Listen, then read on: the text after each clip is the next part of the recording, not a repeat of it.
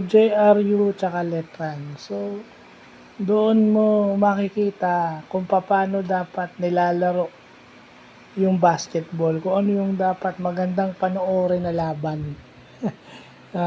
Medyo physical, nandun yung pressure defense, nandun yung offense, pero yun na nga, kahit matindi ang depensa, dapat marunong ka rin mag-execute.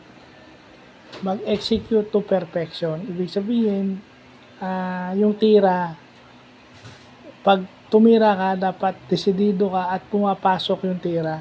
Kasi meron namang shot na desidido kang itira pero hindi pumapasok.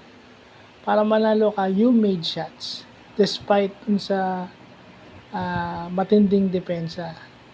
At dapat para manalo ka, dumidepensa ka rin. So, yun. Nagawa lahat ng Letran yun this game. Kaya, yun na siya. Nanalo yung Letran.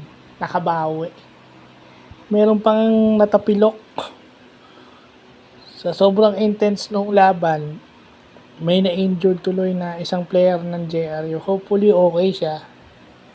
Pero ganun talaga, no? Pag medyo intense yung laban, talagang may masasaktan talagang player.